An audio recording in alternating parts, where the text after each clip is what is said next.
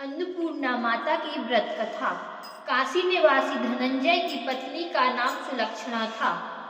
उसे अन्य तो सब सांसारिक सुख प्राप्त थे, परंतु उसे निर्धनता ही एक दुख का कारण था। यह दुख उसको हर समय सताता रहता था। एक दिन सुलक्षणा अपने पति से बोली, स्वामी, आप कुछ उद्यम करो तो काम बने। इस प्रकार कब तक काम चलेगा? सुलक्षणा की बात धनंजय के मन में बैठ गई और वह उसी दिन विश्वनाथ शंकर भगवान को खुश करने को पूजा में बैठ गया।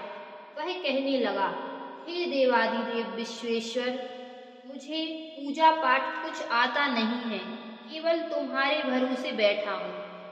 इतनी विनती कर 2-3 दिन तक भूखा प्यासा ही बैठा रहा। यह देखकर भगवान शंकर ने उसके कान में अन्नपूर्णा अन्नपूर्णा अन्नपूर्णा इस प्रकार 3 बार कहा। यह कौन क्या कह गया? इस सोच में धनंजय पड़ गया और मंदिर से आते हुए ब्राह्मणों को देखकर पूछने लगा, पंडित जी, यह अन्नपूर्णा कौन है? वे बोले, तू अन्न छोड़ बैठा है, सो हर समय अन्न की ही बात सूझती है। जा घर जा, अन्न ग्रहण कर। धनंजय अपने घर गया और पत्नी से सारा वृतांत कहा। वह बोली, हे नाथ, चिंता मत करो, स्वयं शंकर जी ने यह मंत्र दिया है, वह खुद ही इसका खुलासा करेंगे। आप जाकर फिर उनकी आराधना करो। धनंजय फिर जैसा का तैसा पूजा में बैठ गया। रात्रि में शंकर जी ने आज्ञा दी कि तू पूर्व दिशा में जा, वहां इसका योग लगेगा और तू सुखी होगा। महादेव बाबा का कहना मानकर वह पूर्व दिशा को चल दिया और वह अन्नपूर्णा अन्नपूर्णा कहता जाता और रास्ते में फल खाता जाता, झरनों का पानी पीता जाता। इस तरह कितने ही दिन चलता गया। वहां उसे एक स्थान पर चांदी सी चमकती वन की शोभा देखने में आई। सुंदर सरोवर देखने में आया और उसने देखा कि उसके किनारे कितनी ही अप्सराएं झुंड बनाए बैठी हैं। उनमें से एक कथा कहती थी और सब माता अन्नपूर्णा अन्नपूर्णा इस प्रकार बार बार कहती थी। यह अगहन मास की उजियाली रात्रि थी। आज से ही इस व्रत का आरंभ था। जिस शब्द की खोज में वह घर से निकला था, वह शब्द आज उसे सुनने को मिला। धनंजय उनके पास जाकर पूछता है, हे देवियों, आप यह क्या करती हो?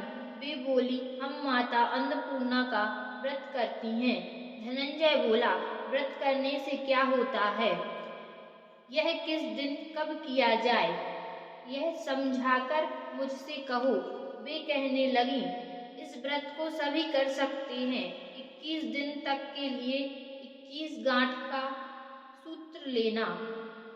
21 दिन ना बने तो 1 दिन का उपवास करना। यह भी ना बने तो केवल कथा सुनकर माता का प्रसाद लेना। निराहार रहकर कथा करना। कथा को सुनने वाला कोई ना मिले तो पीपल के 10 पत्तों को, सुपारी, ग्वारपाठा, कुमारी के वृक्ष को सामने कर, दीपक को साक्षी कर सूर्य, गाय, तुलसी या महादेव को कथा सुनाना। बिना कथा सुनाए मुख में दाना न डालना। यदि भूल से कुछ पड़ जाए तो 1 दिवस फिर उपवास करना और व्रत में क्रोध न करें, झूठ न बोले। धनंजय बोला, इस व्रत के करने से क्या होगा?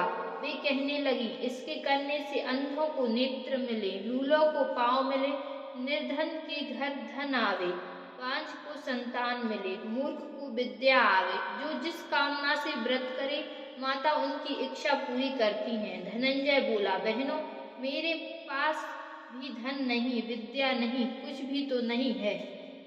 मैं दुखिया और दरिद्र ब्राह्मण हूँ। मुझे इस वक्त इस व्रत का सूत्र दो। वह बोली, हाँ भाई, तेरा कल्याण हो, हम तुझे देंगे। ले इस व्रत का मंगल सूत्र ले।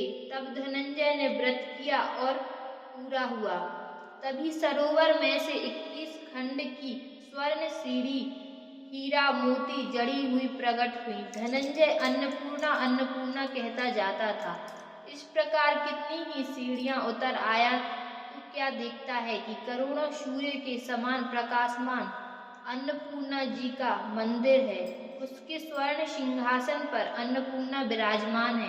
सामने भिक्षा हेतु भगवान शंकर खड़े हैं। देवांगनाएं चरण डुलाती हैं।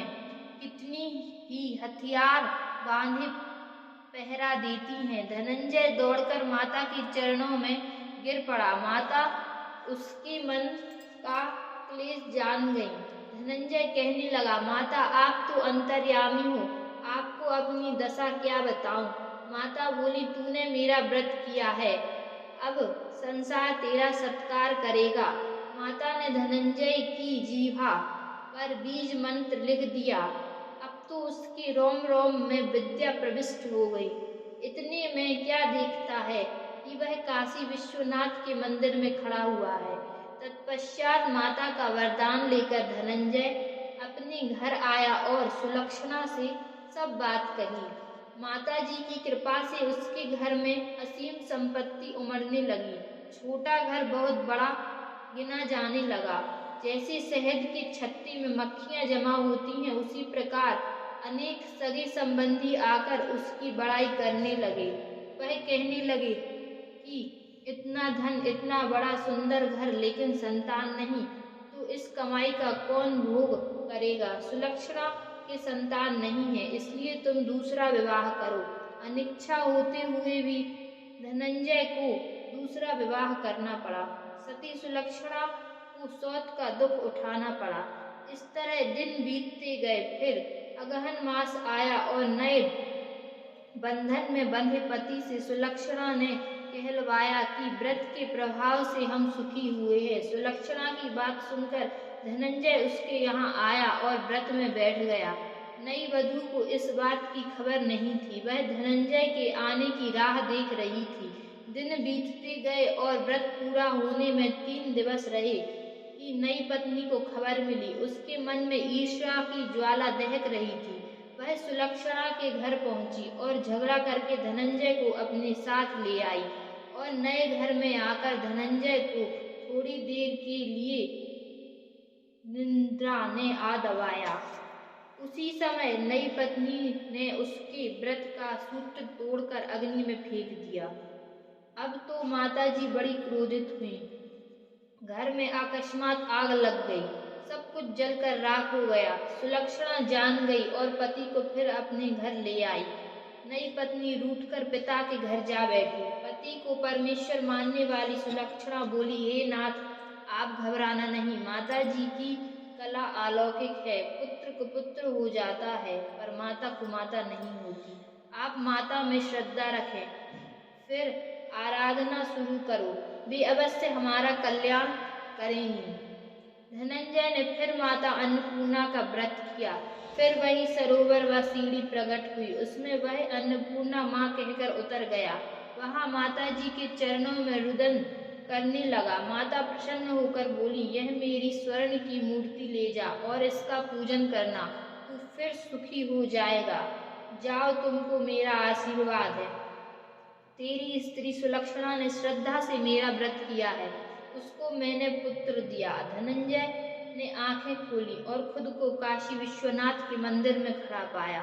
वहां से फिर उसी प्रकार घर को आया। इधर सुलक्षणा को दिन चढ़े और 9 महीने पूरे होते ही पुत्र का जन्म हुआ। ग्राम में आश्चर्य की लहर दौड़ गई। मान्यता आने लगी। इसी प्रकार उस ग्राम के निसंतान सेठ के घर पुत्र होने से उसने माता अन्नपूर्णा का मंदिर बनवाया, जिसमें धूमधाम से माताजी पधारी, यज्ञ करवाया और धनंजय को मंदिर का आचार्य पद दिया और आजीविका के लिए मंदिर की दक्षिणा और रहने के लिए बड़ा सुंदर भवन बनवा दिया। धनंजय भी स्त्री पुत्र सहित वहां रहने लगा। माता जी की कृपा से भरपूर आमदनी होने लगी। उधर नई वधू के पिता के घर डाका पड़ा। सब कुछ लुट गया। वे भिक्षा मांगकर पेट भरने लगे। सुलक्षणा ने जब यह सुना तो उन्हें बुला भेजा और उन्हें अलग घर में ठहरा दिया और उनके अन्न वस्त्र का प्रबंध कर दिया। धनंजय, सुलक्षणा और उसका पुत्र माता जी की कृपा से आनंद करने लगे। माता जी ने जैसे इनके भंडार भरे वैसे सबके भरे। बोलो अन्नपूर्णा माता की जय।